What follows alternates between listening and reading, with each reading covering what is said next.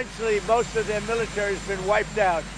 But we just had a conversation with Iran. Let's see what happens. But I would say that I am not happy. Their leadership is very disjointed, very argumentative with each other. They come back, one says one thing, one says another. They're very confused. Obviously, their country has been frankly decimated. सदर Trump का मुआहदे के लिए Iran की नई तजावीज़ पर अदम इत्मीनान, बड़ी फतह के करीब होने का दावा, खबरदार कर दिया दो ही रास्ते हैं, डील या मुकम्मल तबाही। ईरानी क़यादत को मुनासिब तजावीज़ पेश करने का मशवरा, ये भी बता दिया बातचीत जारी है मगर आगे नहीं बढ़ रही। पाकिस्तान इस्लामाबाद, वज़ीर आज़म शहबाज शरीफ और फील्ड मार्शल के लिए बहुत एहतराम है। पाकिस्तान ने अमरीका के साथ मिलकर बहुत काम किया, लेकिन इस्लामाबाद का सफ़र तवील है। टेलीफोन पर ही बातचीत का इंतजाम किया जा रहा है। इस्लामाबाद जाने के सवाल पर सदर ट्रंप का जवाब। ईरान जंग की कांग्रेस से मंजूरी लेने की 60 रोज़ा मुद्दत का आखिरी रोज भी गुजर गया। सदर ट्रंप ने कांग्रेस की मंजूरी लेने से साफ इनकार कर दिया। 1970 का कानून पहले कभी लागू नहीं हुआ, अब क्यों होगा? सहाफ़ी के सवाल पर सदर ट्रंप का जवाबी सवाल। ईरान जंग में मशरिक़ वुस्ता के 8 ममालिक में 16 अमरीकी तंसीबात को नुकसान। बाज़ अमरीकी तंसीबात नाकाबिल इस्तेमाल हो गईं। 2 अरब 80 करोड़ डॉलर के तैयारे, ड्रोन और हेलीकॉप्टर्स तबाह हुए। मजमूई तौर पर 50 से 60 अरब डॉलर का नुकसान हुआ। अमरीकी टीवी CNN की रिपोर्ट में इंकशाफ। जंगबंदी से कबल ईरान के कुवैत और बहरीन में अमरीकी अड्डों पर हमलों की नई वीडियोज जारी। ड्रोन्स को मुख्तलिफ मकामात पर गिरकर तबाही मचाते देखा जा सकता है। ईरान का अमरीका को जंग में 100 अरब डॉलर के नुकसान का दावा। हर अमरीकी घराने पर माहाना $500 का इजाफी बोझ। इसराइल फर्स्ट का मतलब अमरीका लास्ट होता है। ईरानी वजीर खारजा अब्बास इराक्ची का एक्स पैगाम। अमरीकी बहरिया ने मशरिक़ वुस्ता में जहाज़ों का ईंधन, खुराक, गोला बारूद और ज़रूरी सामान दोबारा ज़ख़ीरा करना शुरू कर दिया। जारी तस्वीर में guided missile destroyer SS Delbert D black पर लदा सामान देखा जा सकता है। अमरीका की जानिब से ईरान की बहरी नाकाबंदी जारी। सेंटकॉम के मुताबिक ईरान आने और जाने वाले 45 जहाज वापस भेजे जा चुके। अमरीका का आबनाए हुर्मस से गुजरने के लिए ईरान को टोल देने वाले जहाज़ों पर पाबंदी का इंतबाह भी जारी। किसी भी शक्ल में अदायगी से बाज रहने का पैगाम। ईरान ने दुनिया को जंगी मैदान में अपनी शानदार सलाहियतें दिखा दी। अब दुश्मन को माशी और सकाफती जिहाद में भी हराना होगा। ईरानी सुप्रीम लीडर मुश्तबा खामनाई का पैगाम।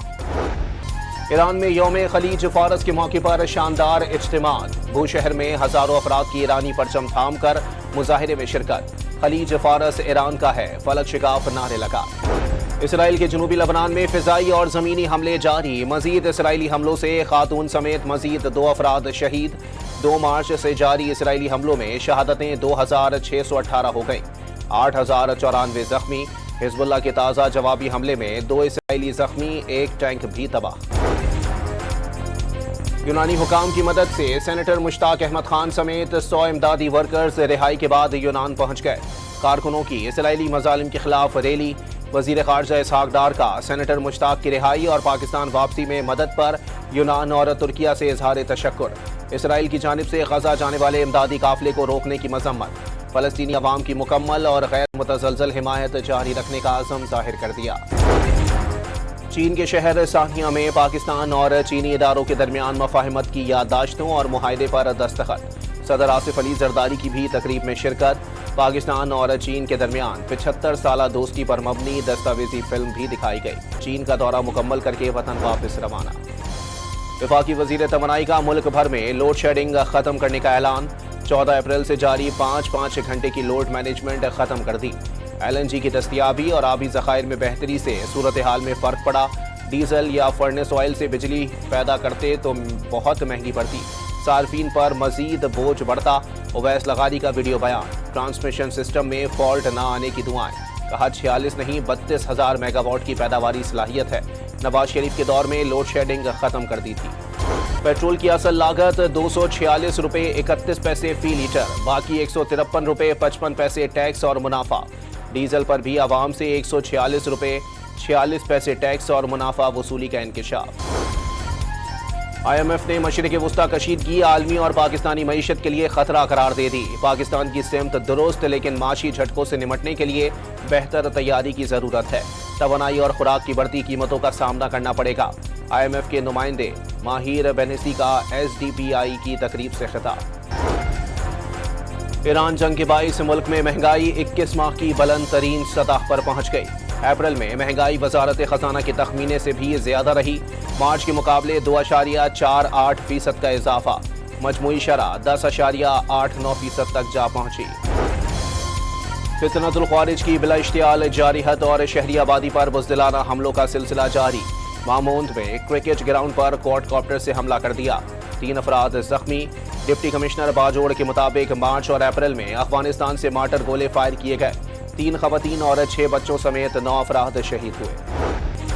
معرکہ حق کو 1 سال مکمل ہونے پر وزارت اطلاعات و نشریات اور لوک ورثہ کی مشترکہ تقریب۔ پاکستان نے چند گھنٹوں میں بزدل اور مکار دشمن کو گھٹنے ٹیکنے پر مجبور کیا۔ معرکہ حق اور آپریشن بنیان مرصوص میں کامیابی سے دنیا بھر میں پاکستان کو عزت ملی۔ وزیر اطلاعات عطا تارڑ کا فورسز کو خراج تحسین۔ پنجاب میں صرف مضبوط اور محفوظ چھتوں پر پتنگ بازی ہو سکے گی، 4 دیواری کی اونچائی کم از کم 3.5 فٹ ہونا لازمی قرار۔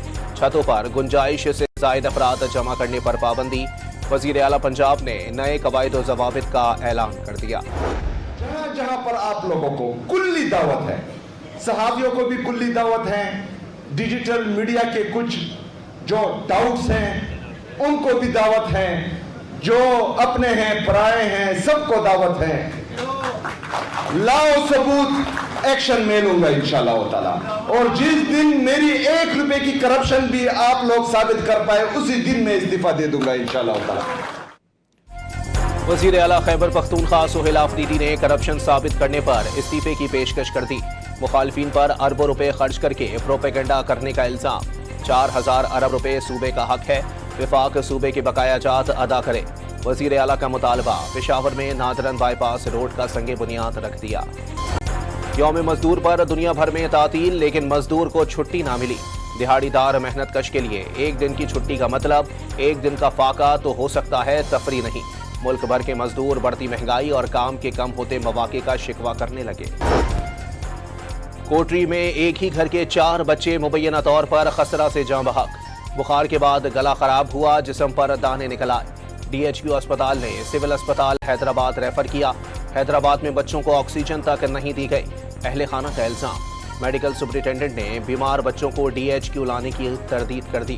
خسرے کی وبا پھیلی یا نہیں، ڈسٹرکٹ کے ہیلتھ افسر نے تحقیقاتی ٹیموں کو کوٹری بھیجنے کا اعلان کر دیا۔ لاہور میں شمالی چھاونی کے علاقے سے اغوا ہونے والا 3 سالہ بچہ موسیٰ راولپنڈی سے بازیاب۔ اغوا کار 3 خواتین کو گرفتار کر لیا گیا۔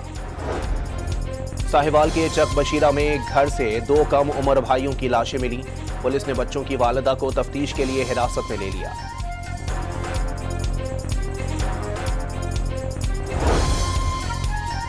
صدر ٹرمپ کا عراق کے نامزد وزیر اعظم علی الزویری سے ٹیلی فونک رابطہ، بھرپور حمایت کی یقین دہانی کرا دی۔ زیدی امریکہ کی مدد سے کامیاب ہوئے، چاہتے ہیں اچھا کام کریں، صدر ٹرمپ۔